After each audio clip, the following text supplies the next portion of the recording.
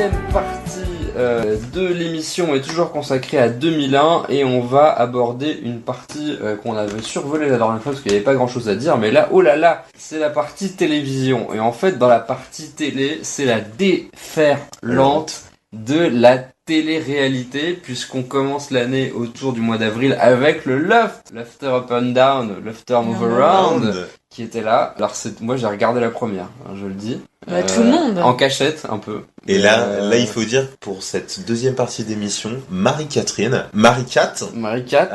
notre invitée, va pouvoir apporter véritablement sa pierre à ses lumières. La culture. Qu'est-ce que tu en retiens du Loft? Qu'est-ce que tu avais regardé? Bah, j'en retiens que... Pour qui c'était? Je sais pas si tu te rends compte, moi j'avais 11 ans, donc Loana c'était un monstre pour moi, tu vois. C'était une espèce de monstruosité qui ressemblait un peu à mes Barbie, mais un peu pas trop. Un peu dégénérescente. Tous les gars étaient affreux. C'est vrai, non mais ils étaient tous dégueux. Mais non, si, il y avait une fille qui s'appelait Laure. Ah, elle était dégueulasse. C'était une teigne, mais je l'aimais bien. Alors, mais j'ai jamais compris le lore lobbying. C'était une petite peste. Elle était ultra riche. C'était une petite peste, j'aimais bien parce que tout le monde se taisait quand elle parlait. Ce qu'on peut dire, c'est quand même que les deux premiers éliminés, ils s'appelaient quand même Aziz et Kenza. C'était les deux seuls arabes de l'émission. Aucun souvenir. Moi, je me rappelle. Ah oui, je vois la gueule de Laure maintenant. Ah oui, c'est vrai, d'accord. Ouais, Laure de Elle a un petit côté Rachida Dati. Ouais, mais t'inquiète qu'elle s'appelle Laure Delattre de Tassigny, donc pas trop Dati, quoi. Quand même. Et en fait, je me rappelle que d'abord, en fait, les premiers votes des deux premières émissions, c'était pour éliminer quelqu'un. Donc, il fallait vraiment éliminer. Et c'est comme ça qu'ils ont éliminé les Arabes, d'ailleurs. Et après, les psychologues ont dit, c'est un peu violent, et du coup, il faut faire encore. Ils ont éliminé des gens qui ne savaient pas ce qu'était le teint et qui appelaient ça du team. Non, ça c'était dans la deuxième émission, c'était dans le Loft 2. Ouais, ils ont dit, c'est quoi du team? Et ils ont dit aussi, ils ont dit, en parlant d'une passoire, c'est quoi ce bol avec des trous?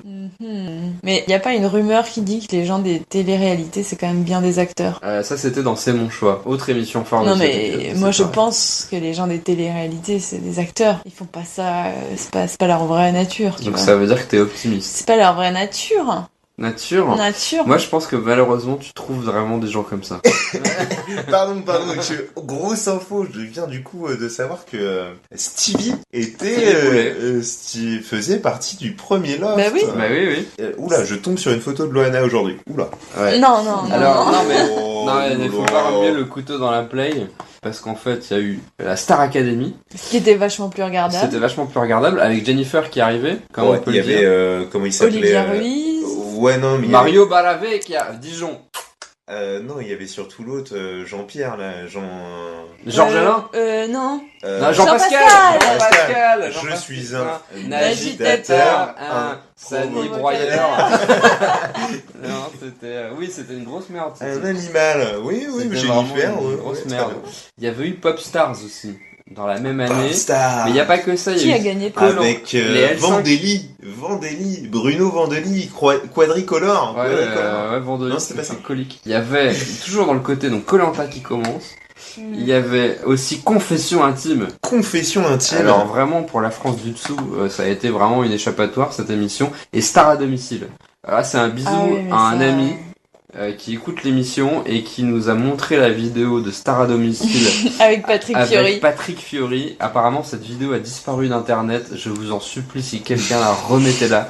C'est la chose la plus dégueulasse que j'ai jamais vue, où le mec fait des bisous dans le cou à une fille de 13 ans et qui a l'air déjà en détresse sociale. Je pense et c'est du viol à la télé. Dégueulasse. Bravo Patrick. Patrick Fiori qui est vraiment le Patrick Bruel Aldi, quoi. C'est vraiment ça, c'est le même en moins bien, quoi. Ou Corse, mais c'est pareil. On s'en fout, on est sur les eaux territoriales. Là, on n'achètera jamais de baraque en Corse, donc on en a rien à faire. J'espère que tu n'auras pas de voiture à Dijon. Parce que sinon les Corses vont t'appeler. Non, mais j'habite plus à Dijon, j'ai pas le permis de toute façon. Donc allez, Bram. Dans les émissions, il y a le maillon faible. Laurence Boccolini, faut pas rigoler avec elle. Le Burger Quiz, qui est le meilleur jeu télé jamais inventé. Des audiences. Vraiment un gros bisou à Alain Chabat, gros bisou à KDO, gros bisou à Laurent Baffy. La débarre des maternelles, émission qui a lancé un peu Maïtena Birabin, donc du coup pas bisou. Le début de C'est dans l'air, truc qui a lancé Yves Calvi, vraiment pas bisou. Et par contre, alors moi c'est une émission que je suis voire à même plutôt mort. quali quand même. Elle est vraiment quali, hein. Calvi, c'est Yves Cali, quoi. C'est l'arrêt du juste prix. C'est l'arrêt du juste prix avec un mec qui s'appelle Philippe Risoli. Et vous savez un peu pourquoi, parce qu'en fait on disait il y avait pas trop, enfin voilà, il fallait changer, mais je pense que la vraie raison pour laquelle on l'a évincé, c'est celle-là.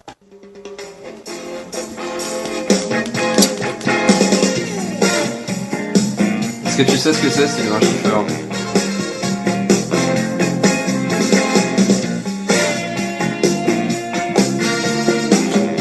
Devant ton regard C'est le ébahi. plus grand moment de malaise. Il y a des jours tu sais pas pourquoi. On dirait un peu Eddie Mitchell. Ouais. Ça marche pas. Putain, Il y a on dirait des Eddie nuits tu Mitchell. sais Non, pas Eddie Mitchell pourquoi. chante vachement mieux que ça, attendez. Tu devrais dormir mais tu dors pas. Bah, Bah, les auditeurs ont reconnu, bien sûr, elles sont cuitasses, les T'as bananas. les boules, pas la frite. T'as les abeilles, elles sont cuitasses.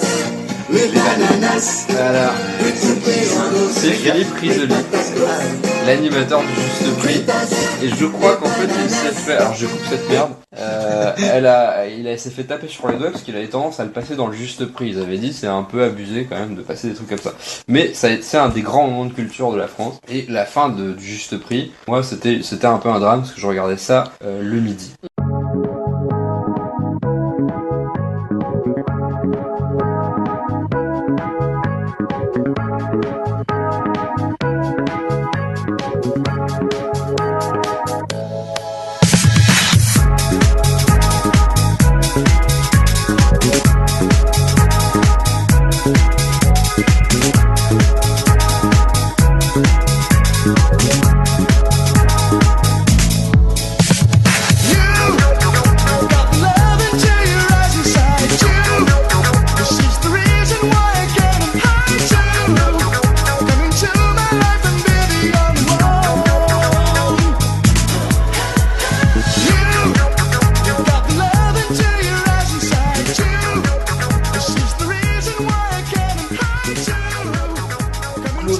Télé et on arrive sur la partie console parce qu'il s'est passé plein de choses et puis ou la partie technologie on pourrait dire ça. C'est la sortie de la Game Boy Advance avec plein de jeux auxquels moi j'ai pas joué parce que voilà, mais c'est une console hyper honorable. C'est la fin de la production de la Dreamcast par Sega.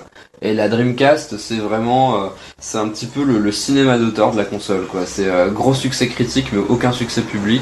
Un four commercial, commercial ouais. Terrible, mais des jeux dont on se souvient encore, Shenmue notamment. Et le jeu est tellement populaire que les gens ont quand même rempli un Kickstarter l'année dernière pour faire le 3, pour avoir la fin de ce jeu. On attend la fin de ce jeu depuis 2004, je crois. Ce n'était pas d'ailleurs la première console à utiliser les premiers DVD?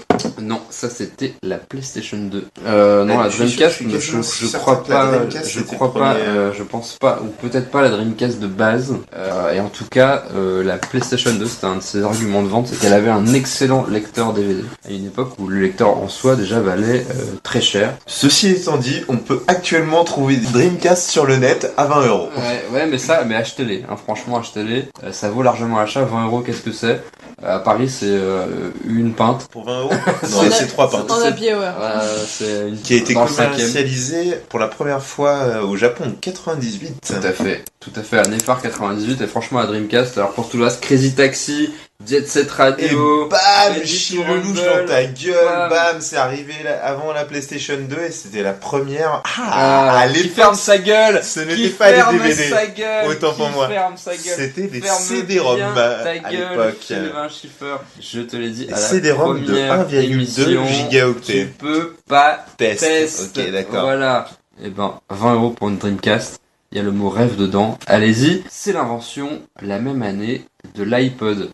Et franchement, aujourd'hui, mais Balek, mais d'une force d'un iPod, alors que c'est le meilleur MP3 du monde encore aujourd'hui, on peut le dire. Bon, Franchement, au niveau de qualité de son... et je sais tout, pas, moi j'en ai jamais eu et à ça part m'a jamais l'impédance. manqué. Quoi. Moi, j'en ai jamais eu, mais j'ai testé, à part l'impédance, donc c'est-à-dire le contrôle du niveau du son. Franchement, bien. C'était déjà quand même le plus gros vol de l'histoire. Hein. Ah, mais c'est Apple, hein, en même temps. Si tu voulais être vert, bleu, jaune, rouge, orange et danser comme un gogol avec ton iPod, en ombre chinoise. Tu pouvais l'acheter, quoi. On peut dire qu'autant les gitans c'est des voleurs de poules, autant Apple c'est des voleurs de pommes. On peut dire ça comme ça. Ah, la calembour. C'est la sortie de Windows XP. Exactement.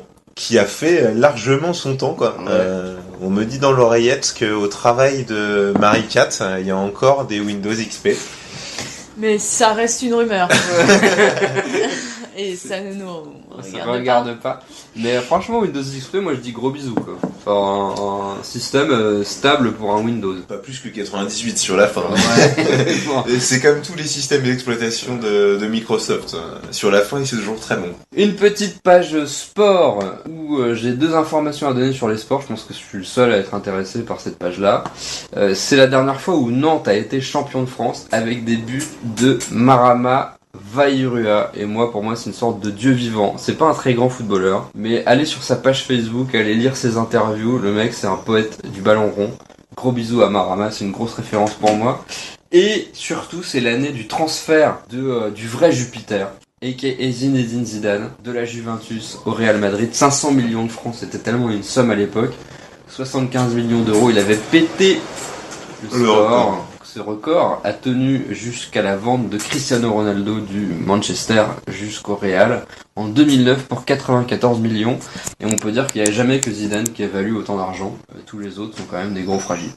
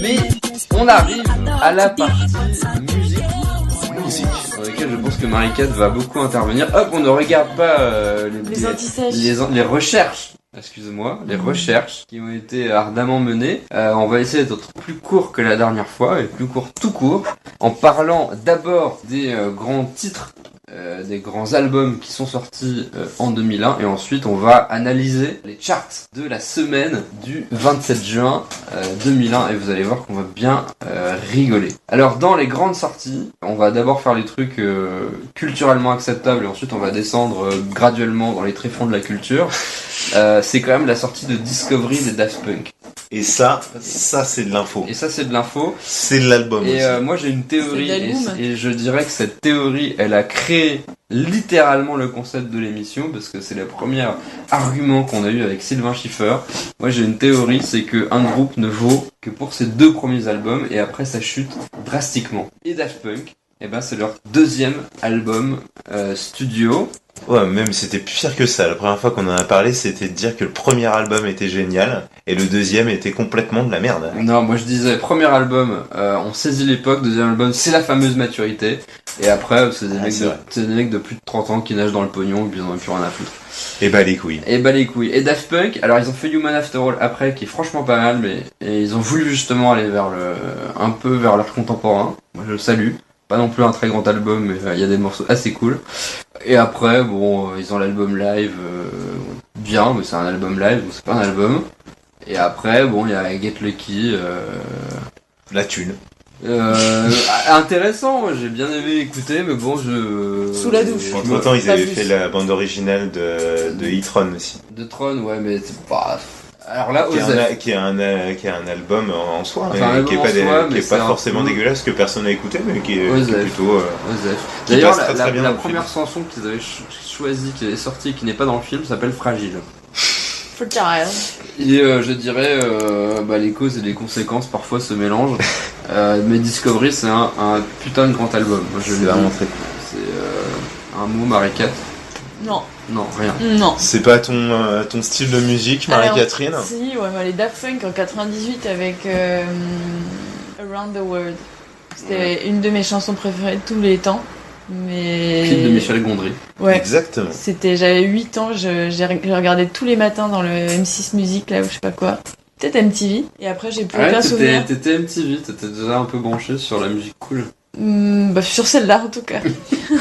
Après, j'ai plus aucun souvenir de Daft Punk. Ouais, ça t'a pas marqué Discovery, les clips en dessin animé? Non, découvert après ça. Alors moi je peux le dire quand même parce que en fait ils avaient rappelé Leiji Matsumoto qui était le créateur d'Albator pour faire les clips et c'est un petit peu l'entrée de la culture geek dans le mainstream, on pourrait dire ça parce que à cette époque-là les dessins animés c'était encore pour les kids. Quand le geek devient cool. Et c'est exactement ça, c'est quand le geek est devenu cool, je pense qu'on peut vraiment le dater de ce moment-là, c'est quand les gens se disent ah mais en fait c'est plutôt sympa. Ça a vraiment fait rentrer de ça. Alors moi je suis très critique du geek chic.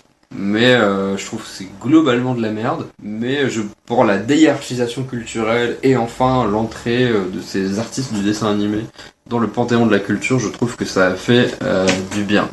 Dans les grands albums qu'on a oubliés, Invincible de Michael Jackson, c'était son dernier vrai album. 2-3 morceaux pas mal. Lesquels Aucun souvenir des titres. Rock mais My World. il y a Rock My World, il est pas mal. Franchement, le clip avec Marlon Brando, moi j'ai quand même adhéré. L'album Britney de Britney. Ouais. Marie-Cat, là je pense que tu... Ben ouais, mais là elle avait déjà fait ses bons albums. Britney, je me rappelle plus. Ouais, c'était I'm a Slave, c'était l'époque où elle est devenue un peu pute, quoi.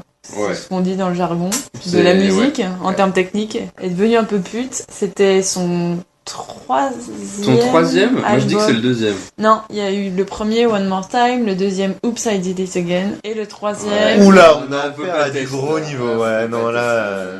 Voilà, la prochaine fois on invitera des invités moins calés. C'est vrai que les invités soient plus calés que nous. Voilà, mais ma mère me l'a quand même offert pour Noël. Bon, alors je sais pas. Qu'est-ce que ça voulait dire?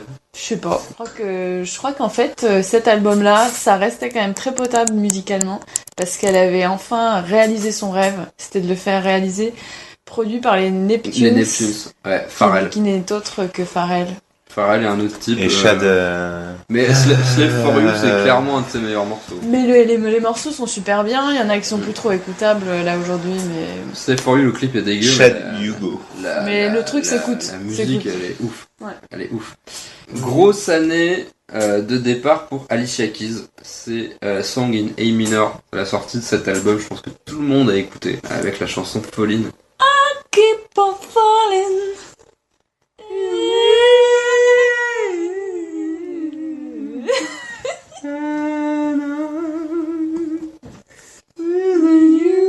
Vas-y, ok. Ouais, on la mettra en vrai. On parce mettra que la vraie. C'est moins bien. Alicia Keys n'a jamais rien fait d'aussi. Alors, elle est totalement dans ce critère. Ça n'a fait que chuter depuis. Ouais, Oh carrément. non, après elle a fait... Elle a fait des trucs pas mal. Elle a fait des trucs. Il y a eu le deuxième album où je sais plus comment ça s'appait. Je sais plus, avec, mais avec une ou deux chansons, elle avait des tresses. on l'a beaucoup trop écouté. Il y a eu... If Ain't You Baby, c'est une grande chanson. C'est après, mais globalement, elle a jamais fait un album de cette qualité-là, quoi. Bah déjà, là, tu y vas vite en besogne. Déjà, c'était pas non plus super quali à l'époque. Attends, c'est quali dans le bon sens du terme. Le premier album est hyper propre. C'est un grand album. Ça commence sur du Beethoven, si mes souvenirs sont bons. Et il n'y a pas eu un duo avec... State of Mind. Ouais, mais ça va. Après, là, on fera ça en 2009, les enfants. Ouais, mais voilà, enfin, mais ça oui, reste, non, mais elle a fait des trucs. Après, elle a jamais fait un album où il y avait 12 titres qui étaient des tubes. Bah, le premier album, c'est 12 tubes. Réécoute-le, ça n'est que de l'amour. Et après, tu peux pas citer Empire State of Mind parce que c'est fait avec Jay-Z qui est Mister Collaboration, où dans 100 ans, on ne se rappellera de lui que pour ses collaborations. Et vraiment Jay-Z, alors pas bisous pour lui. D'ailleurs, a-t-il un jour été rappeur? Bah ouais, pareil on pourra dire on va Niggas in Paris quoi. Ouais d'accord, t'as fait un titre avec Kanye West. Ouais, en fait, là encore c'est quand même un duo. Je pense que c'est le Michael Vendetta du rap. D'ailleurs, si tu nous écoutes, on a des questions à te poser, tu peux être invité. D'ailleurs, Michael Vendetta, issu de Bourgogne, gros bisous à lui. Pote avec Francky Vincent, Dijonais d'adoption. On vous accueille quand vous voulez dans l'émission. Il y a quand même des restrictions. Hein. Alors dans les grands Vendetta. albums, c'est Gillo, bam, le deuxième album de Jennifer Lopez. Allez, Marie-Cat, t'as bien des choses à dire. Ouais, faut poser un peu la voix là, Je suis chanter trop un fan. peu. Je suis trop fan. Je peux pas en parler. Ça m'émeut. Alors j'ai cru entendre récemment que tu disais que cette femme c'était un peu belle femme du monde. Quoi. Je sais On pas, m'a mais dit ouais, qu'elle- pas mal. elle Moi, avait j'avais le 48 CD. J'avais le CD et grave, c'était 48. trop l'empowerment. Elle a 48 ans. Ouais. L'information. De la elle est meuf, de la meuf qui revendique sa féminité sexy en faisant décorer, quoi, toujours. Ouais, franchement. Avec des grosses fesses. Mais ça, c'est bien. Ça c'est bien. Non, big up aux grosses fesses. On peut dire que Gillo, et ça c'est vrai, c'est l'album de la maturité. Quoi. Et après ça a été moins bien, clairement. Les deux premiers albums sont cool. Après, bof quoi. Je sais plus ce qui se passe après. Après, Ah ouais, il y les a- featuring avec Ja Rule, quoi. Ouais, bah là, non, Ouais, c'est là, après. ouais, I'm Real, c'est 2001. c'est avec, ouais, Mais qui n'est pas sur Gillo d'ailleurs. Mais Gillo, est sur- il s'écoute plus vraiment, hein, là, pour le coup. Non. Il s'écoute plus. T'as Play qui est cool, mais stop. C'est pas le premier album, Faye? Non. D'accord. Si I'm Real, c'est sur Gillo. Mais je crois que c'est sur moi. Surtout, en fait, il y avait le non. Bon, non, mais attendez, mais là, C'est je sur découvre Gillo, mais ça, t'as- mais il y avait surtout Love Don't Cost a Thing. Mais ouais, Ouais, voilà. Ah, mais c'était mais on l'a moi, je écouté léchais hier. la télé à ce moment-là, c'était ouf. T'avais envie d'être dans l'eau. Ouais, bah non, c'est vrai que Gillo, à ce côté, tu léchais un peu ta télé, il faut le dire. Bah ouais, grave. On avait tous été assez jaloux de Ben Affleck, quoi. Ouais. Qui a fait Batman après, quoi. Mais Belle ouais, gosse. il a eu une longue traversée du désert, il a payé, c'était normal. Et je pense qu'il va en avoir une très longue en 2018. On lui souhaite. Mais Gillo, c'était la première nana latino, danseuse, chanteuse, diva, quoi. Actrice. Actrice. Avant Actrice. Beyoncé, avant Shakira. D'ailleurs, ouais, elle a fait, franchement, Jennifer Shakira Lopez, n'a qu'à bien se tenir, en effet. on parle de Shakira, quand on fera 2002, on aura beaucoup de choses à dire sur Shakira. Mais Jennifer Lopez, elle a joué dans plusieurs films assez bien. Il y a U-Turn d'Oliver Stone qui est un gros porc sinon. Mais elle a fait surtout Out of Sight, qui est un film avec l'ami George Clooney, quand il n'était pas trop connu encore. Et c'est un film sur les bouquins de Elmer Leonard. Franchement, faut le voir. C'est un film même en VF, les dialogues sont vraiment cool, faut vraiment le voir. Dans les grosses sorties, mais dans les albums, mais je pense que j'ai jamais autant détesté un album que celui-là. Et franchement, il porte bien son nom, c'est les chansons pour les pieds de Jean-Jacques Goldman. Avec la fameuse chanson sur Tournez, tournez les violons. Alors autant j'aime bien Jean-Jacques, et je l'ai dit dans la première émission, autant là, franchement, si j'avais pu le buter, mais je l'aurais fait instantanément. C'est un des plus mauvais albums de tous les temps. Moi, je pense qu'il est mauvais tout court, quoi. Ah, Sylvain Schiffer est lapidaire. Il respecte pas Jean-Jacques. Ouais. Non, je sais pas. Qu'on me dise que pendant 10 000 ans, il a été Faites la Chanteur préféré de... ouais, sa personnalité préférée des Français, je trouve. Osef. Ouais, bah les Ouais, coups, quoi, enfin, franchement, en général, Jean-Jacques, bisous. un gars qui Mais là, Cali, quoi. qui parle pas, qui fait pas d'interview, comment tu veux t'attacher à quelqu'un qui fait juste des chansons et qui sont quand même... Ouais, certaines de ces chansons, ouais, c'était cool. Après, et encore c'était cool, je parle des plus tristes, mais enfin le reste c'est quand même un peu de la soupe, quoi. Bon, c'est un peu en règle générale la chanson française, c'est un peu... Il y a à boire et à manger. Oh, quoi. la hiérarchie culturelle. Alors, pour parler de chansons françaises, c'est quand même le deuxième album d'El Blanco et Manu Chao. Oh. Estación Esperanza, c'était la confirmation pour Manu Chao. On déteste, mais on a tous écouté. Et on l'a tous fait en espagnol On l'a au tous collège. fait, ouais, avec Paulette Porquetevas. Jeannette, ouais. Ok. Paulette, Jeannette, c'est toujours les Ouais, mêmes. parce que vous êtes des gros nazes comme 70 millions de Français qui ont fait de l'espagnol en seconde langue. Non, parce que ça veut dire que t'es un... Monsieur a fait de l'allemand. Ah ouais, bah fais non, partie- moi je suis pas un collabo, Tu voyez-vous. fais partie des fragiles. Et j'ai fait de l'italien. Ah, voilà. Allez, alors, Ah ok, t'as fait Tiziano Ferro et Ouais. Paola... comment Una ça s'appelle canzone sarà perché ti amo. Ricci et Poveri. Ricci et Poveri, les riches et les pauvres. Alors qu'en Italie, c'est les pauvres, quoi. Tout le monde le sait. Dans les sorties, il y a quand même Clint Eastwood de Gorillaz. Ouais. Groupe respectable, Bon. on peut le dire, quoi. Je pense que c'est un truc que personne n'écoute jamais, mais tout le monde aime bien. Oh, quand ça doit passer, tu dois kiffer Ouais, à la radio. non, T'es là, quand- t'es... ouais, Ah, c'était de la... Ouais. Et c'est là où tu te dis que t'es un peu vieux, parce que c'était Ouais. quand même il y a assez longtemps, tu te dis c'était de la bonne musique. Tu Ouais. vois, mais je pense que personne écoute, tu vois, de choix, quoi. Non, tu l'as trop écouté à Carrefour Quand- pour le mettre ouais. ensuite dans ton MP3. Vas-y, assume. Outkast qui sort Mrs. Jackson, et quand on connaît la performance d'Outkast, c'est quand même ce qui a donné André 3000 le magnifique. Gros respect. Même si leur tube c'est Aya et c'est 2003 ça. Et je vous invite à écouter le titre Roses, et surtout à le visionner sur YouTube parce que le clip et la chanson est magnifique. Alors pour en finir quand même, faut aller assez rapidement, c'est l'année de la sortie de l'album de Yannick Noah, et d'après des copains qui aiment bien le reggae, alors mais du coup c'est plus des copains, il m'avait dit que ça se respectait quoi. Franchement les amateurs de reggae avaient aimé cet album, alors du coup dans l'humanité ça vous situe quand même vraiment bas quoi. Mais passons, il y a eu cette grande année, et ça a été la seule pour Shaggy, c'était l'année Shaggy quoi, il faut le dire. C'était pas moi, franchement c'est un tube qui a été repris et par Cahuzac et par Strauss-Kahn, et par Brandao. Et un peu avant lui par Richard Virenque. Un peu, ouais, voilà. C'est une autre histoire. Et il y avait aussi Angel. Le mec, il réussissait, il faisait un tube romantique, un tube porno. C'était ça. Porno romantique. Enfin, souvent, il faisait la partie porno du tube romantique. Il était un peu porno chic, un peu. Porno chic. Ouais, et franchement, ce mec, moi, j'ai de la peine pour lui parce que il a lancé Sean Paul. C'est vraiment lui, hein. En 2006, il est revenu avec Sean Paul. Ah, je crois que je confonds les deux, en fait. Non, non! Shaggy. C'est pas la même personne? Non, très clairement pas, non. Non, c'est pas comme Daft Punk. Non, mais par contre, ils ont eu tous les deux détresse, ça c'est sûr. Ouais, mais attends, faut pas être raciste non plus. Non, Shaggy, c'est le mec, il est dégueulasse, mais il est marrant. Alors que Sean Paul, il est dégueulasse. Mais il est clairement pas. Et franchement, c'est Shaggy qui l'a un peu ramené dans le côté occidental, et il s'est fait faire une OPA sur le reggaeton, et le mec lui est passé derrière, et en plus, après, Sean Paul s'est transformé en Pitbull. Franchement, vous tapez Pitbull et vous tapez Sean Paul, c'est la même personne. Ils ont pas fait un duo d'ailleurs? Ben, c'est d'autant plus. J'espère pas. Mais c'est comme vous tapez Rihanna et Jean-Alain Boumsong, c'est la même personne. Franchement, c'est choquant. Tu fais un peu le jeu du Front National. Non, je fais le jeu du Front National, mais j'adore trouver des sosies. Et vous tapez Benjamin Griveaux et Littlefinger.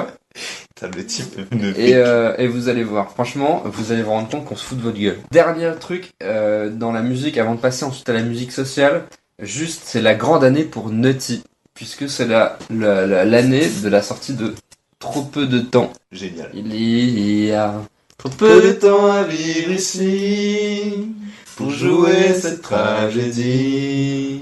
Si tu dois partir, je n'aurai pas de peine. Il n'y a plus d'espoir aujourd'hui. Pourquoi jouer cette comédie? Si tu dois partir, alors fais-le sans haine. C'est attendrissant. C'est tellement beau. Et pour finir, avec cette partie musicale, eh bien 2001, c'est quand même un tournant dans l'histoire du rap français, puisque c'est la fin officielle d'NTM, avec cet album pourri qui s'appelle Le Clash. Et ça confirme toujours la théorie, alors ils en ont fait 3, mais voilà. De quoi, d'album ou de théorie? D'album, je crois qu'ils ont fait 3 albums avant celui-là. C'est vraiment un album pourri. Et après, c'est aussi la séparation d'Idéal J, qui avait cette chanson incroyable qui s'appelait Hardcore. Et c'est 2 étendards du rap social, quand même, du rap un peu conscient, avant qu'on passe à la phase rap bling bling. Et c'est peut-être concomitant avec au final tout ce qui s'est passé dans le monde, le 11 septembre, etc. Un resserrement sur les valeurs. Mais un mot au moins sur les charts, et on finira là de l'année 2001 pour cette semaine de la fin juin. La chanson au top, c'est Hasta la Vista de MC Solar. Hasta siempre. T'as vu mon accent? Ouais, petite intervention. Que viva la révolution. Bah, c'est vraiment l'accent d'MC Solar. Ouais, de l'espagnol appris en cours de 5ème. Et dans le reste, en vrac, vraiment en vrac, il y a My Only Love, qui était la chanson de générique du Loft. Plutôt une bonne chanson. Quel accent anglais, genre 10 sur envie. LV1 et LV1 renforcé, mec. Non, ouf. Il y avait Survivor de Destiny Child. Et début de Destiny Child. Il y avait Who's That Girl de EVE, qui n'a rien fait depuis. Craig David était dans les parages. Il y avait Matt avec R&B de rue. Matt a trusté les charts R&B. Et il y avait... C'est bien le seul truc qu'il a trusté. Sully Seyfield avec Je voulais. Gros tube de rap. Allez-y, il y a Audrey Fleurot dans le clip, on l'a découvert tout à l'heure. Franchement, il y a des gens, ils ont des carrières, ils ont pas honte. Et vous allez quand même passer un bon moment. Vous allez quand même passer un moment. Mais dans les fonds du chart, je sais pas si on aura jamais le temps de faire autant d'émissions. Mais il y avait encore une chanson d'Organize, le groupe de R&B français avec un mec qui avait les cheveux teints en blond.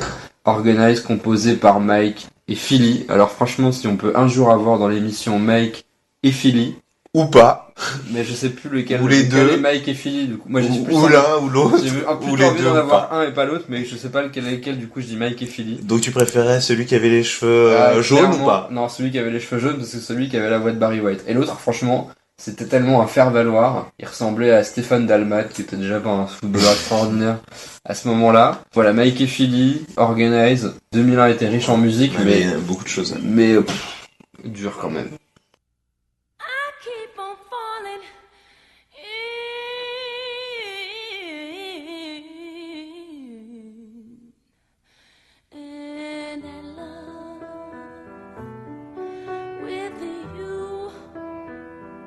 Sometimes I love you, sometimes you make me blue. Sometimes I feel good, at times I feel used. Loving you, darling, makes me so confused.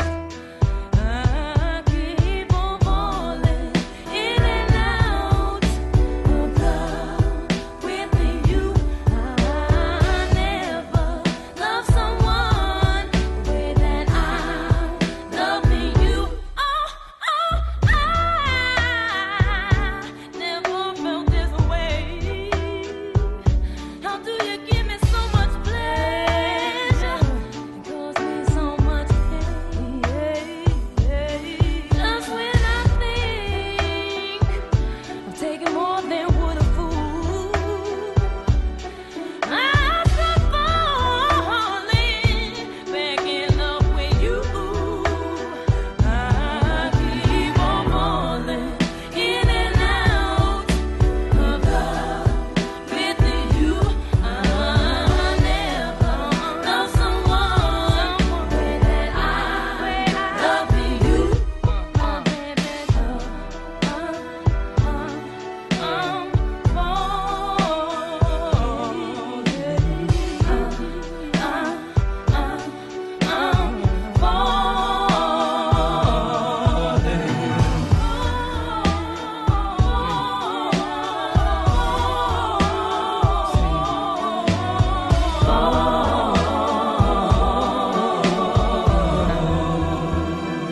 keep on falling in and out of love with you. I never loved someone the way that I love you. I'm falling in and out of love with you. I never loved someone the way that I love you. I'm falling in and out of love with you. I never Lycée, c'était cool. C'était lycée, c'était court, et on finit cette partie 2001 avec la nécrologie. Ah, nécrologie. Et, Et on rebondit du coup sur On rebondit Alia. sur la musique. Alia. Alia en 2001 Ouais. Alia, morte à l'âge de 22 ans dans un accident d'avion ouais. aux Bahamas. Ouais. Qui n'a pas Alia. pu terminer le film La Reine des damnés. Et Oui. ils ont fini comme ils ont pu, avec 3 bouts de ficelle et 3 effets spéciaux. Ne regardez pas ce film, c'est de la merde. Non mais Alia, il faut écouter Age is Not a Number avec qui est un featuring avec Robert Kelly. Je l'appelle Robert. Et en fait Robert qui a eu beaucoup Robert d'ennuis, Kelly. qui a beaucoup d'ennuis ensuite avec la justice parce qu'il aimait bien Oh les non, jeunes filles mineures. ouais, voilà, c'était pas tant la justice, c'était plutôt des ennuis avec les filles les petites filles de 13 ans. quoi. Voilà, et Alia, je crois que quand elle est sortie avec lui, elle devait avoir 15 ans, quelque chose comme ça. Mais Alia, gros respect, quoi. Je pense qu'elle est morte trop jeune. Mais non, c'est ce qu'il a fait. Ça a fait sa légende, mais je pense que ça se trouve, elle aura fait des trucs de ouf par la suite. Ouais, pas impossible. Alors Ouais, toujours dans la pédophilie, il y a Beltus. Qui est quand même le- Juste pour finir, peut-être Ouais. qu'elle aurait fini aussi comme Johnny Hallyday, et là tu te dis, c'était peut-être mieux qu'elle meure à ce moment-là. Ouais, oui, enfin, elle avait 40 ans quand même de battement, quoi. Ouais. Elle non. pouvait faire un album de plus, quoi. Mais Elle tu avait vois, le Johnny bénéfice. Hallyday serait mort à 22 ans, ce serait devenu une légende. Aujourd'hui, Est-ce c'est que c'est devenu pas un juste peu- un alcoolique. Est-ce Comme que Mike c'est- Brandt. Est-ce Est-ce qu'elle s'est pas un peu réincarnée en MIA? Bon, on oui, n'est pas je sais forcément pas. sur le même registre. Non, elle est pas le côté politique, elle y a, quoi. Bah, parce Ok. que l'époque le demandait pas forcément, tu vois. Peut-être. Mais je pense qu'Emaille, ça a toujours été son truc, quoi. C'était un peu la musique un peu du tiers-monde, quoi. Un Mm. peu ça qu'elle défend, quoi. Arcalia. Si, Alia, il y a C'est vachement surtout, oriental. elle était surtout américaine quand même. Elle était quand même dans le gros business Rap. R&B de rue de rap. On revient à Matt, toujours. Alors, dans les morts, il y a Senghor, quand même. Léopold de Sédar Senghor. Il y a Paix à toujours son âme. un grand monument de la littérature. Que reprend assez souvent Christiane Taubira. Ouais, Christelle, qui fait vivre un peu son esprit. C'est bien la seule d'ailleurs. C'est bien la seule. Dans les figures culturelles qui nous ont quittés, c'est bien dommage, il y a George Harrison. Je mettrais peut-être, ou pas. L'inconnu des Beatles.